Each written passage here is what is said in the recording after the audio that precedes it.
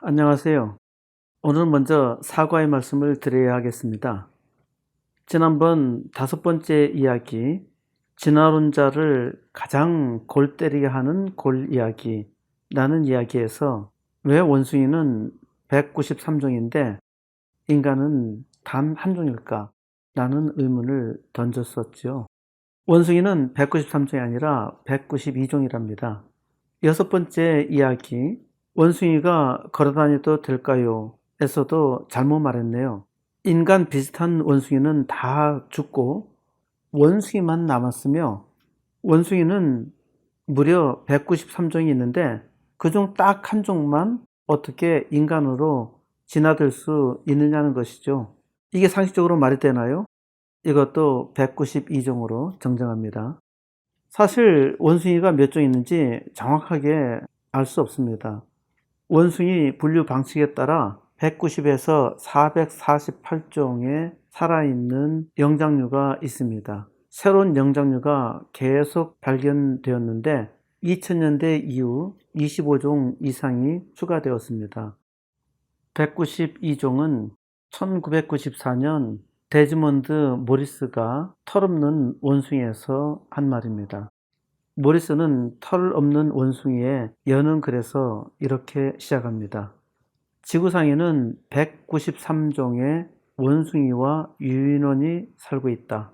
192종은 온몸이 털로 덮여 있고 단 한 가지 별종이 있으니 이른바 호모사피엔스라 자처하는 털없는 원숭이가 바로 그것이다. 모리스는 이 말에 이어 아주 재미있는 말을 합니다.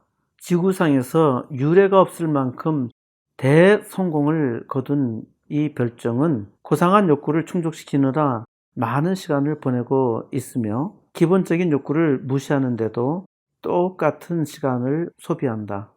이 고상한 말은 바로 뒷문장에서 해독이 됩니다. 그는 모든 영장류 중에서 가장 큰 두뇌를 가졌다고 자랑하지만 성기도 크다는 것을 애써 감추면서, 웃기나요? 모리스가 하고 싶은 말은 이겁니다. 그는 무척 말이 많고 탐구적이며 번식력이 강한 원숭이다. 한마디로 말하면 모리스는 인간은 머리와 거시기가 지나치게 큰 털없는 원숭이라는 것입니다. 모리스는 1994년판 머릿말에서 그는 인간이 아직도 생물학적 본성을 이해하는데 어려움을 겪고 있다는 사실을 알게 되었다고 말합니다. 이 말과 반대로 저는 모리스의 책을 읽으면서 왜 그 좋은 머리로 인간을 털없는 원숭이라는 퍼즐에 그렇게 맞추려고 그토록 혈안이 되어 있는지 이해할 수 없었습니다. 이성적인 판단이라면 원숭이가 인간이 되었다는 퍼즐 맞추기가 불가능하다는 것을 이해해야 했습니다. 저는 이 털없는 원숭이의 부제가 동물학적 인간론인데 한국과학기술원 선정 추천 도서라는 사실에 매우 놀랐습니다. 고등교육기관에서 털없는 원숭이를 과학적 진리로 인식하게 한다는 것은 심히 불행한 일입니다.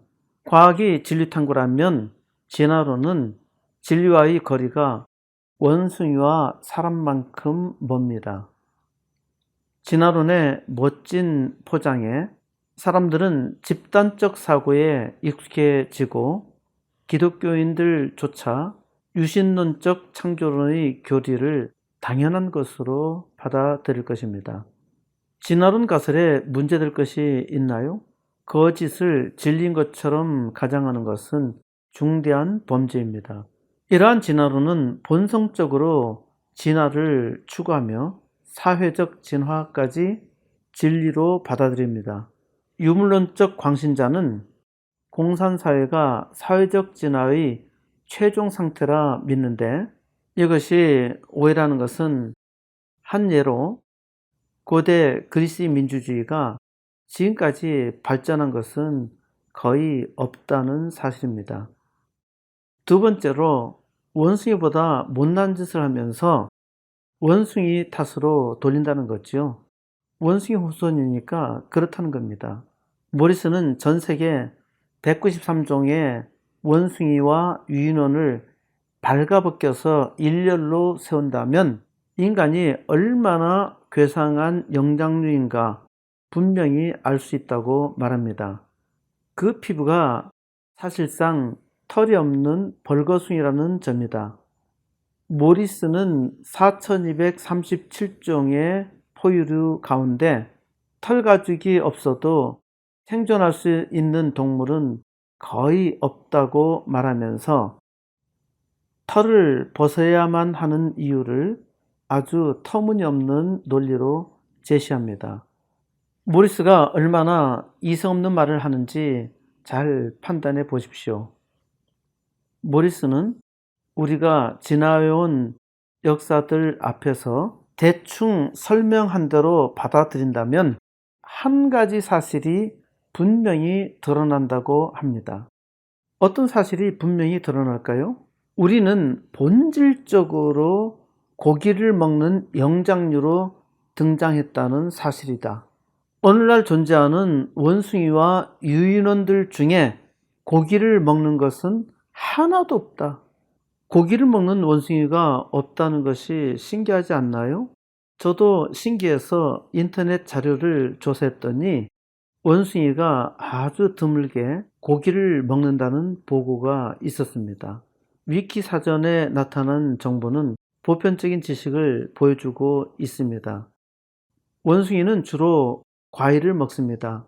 고릴라는 엽식성, 즉 식물의 잎을 먹는데 줄기, 싹, 뿌리, 잎을 약간의 과일과 함께 먹습니다. 보통 곤충이나 알 정도를 소량 섭취합니다. 고릴라의 똥에서 나온 DNA는 고릴라가 몰래 고기를 먹었을 것이라 추정합니다. 슈베르트는 고릴라가 포유류를 먹은 것이 아니라 죽은 포유류 시체를 먹은 개미를 먹은 것에서 유래했다고 말합니다. 진화론자들이 이처럼 원숭이가 고기를 먹는다는 증거를 찾으려고 애를 쓰는 까닭은 원숭이가 고기를 먹지 않는데 어떻게 인간이 고기를 먹는 것으로 진화될 수 있느냐는 것 때문입니다. 그런데 원숭이도 고기를 먹는다는 말을 하려니 증거가 너무 빈약한 겁니다.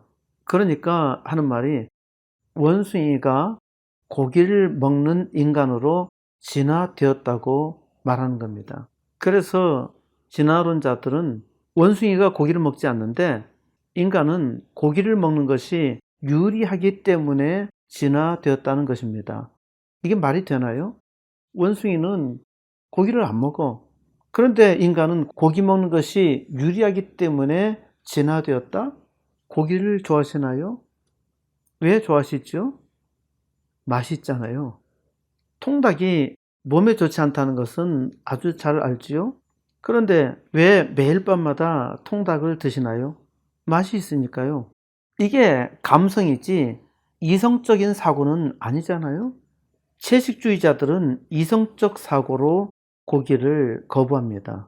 그런데 완전히 채식주의자로 사는 것은 불가능합니다. 왜?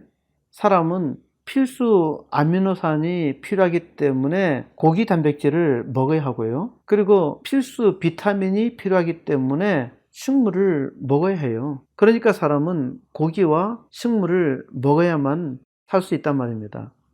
원숭이가 개미와 계란은 먹는데 고기를 안 먹는다? 왜 그럴까요? 원숭이한테 물어보세요. 개미와 알을 먹는 원숭이는 당연히 고기를 먹을 수 있잖아요?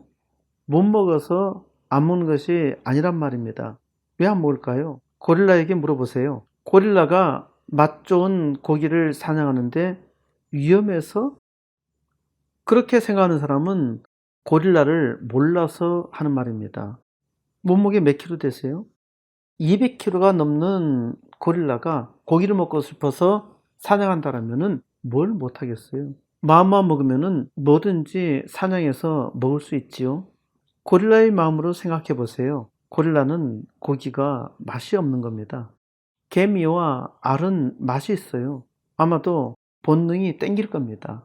그런데 고기는 맛이 없어요. 그런데 사람은 고기를 좋아하잖아요. 육식동물이라서 그런가요? 그렇다면 농사를 짓지 말아야 하지요. 고기 하니까 고기를 먹고 싶나요? 고기를 맛있게 드세요. 다만 과식하지 마시고 건강을 생각해서 적당히 드시기 바랍니다. 또 건강을 위해 과일과 야채도 많이 드세요. 본능적으로 고기 먹는 것에만 만족한다면 고릴라지요. 맛있게 드시고 건강하세요. 건강하게 사시면서 건강한 일 하시고 건강한 사회 만드시고 행복한 인생 사세요. 다음 이야기 계속하겠습니다. 좋아요, 구독 꼭 좀 눌러주세요. 감사합니다.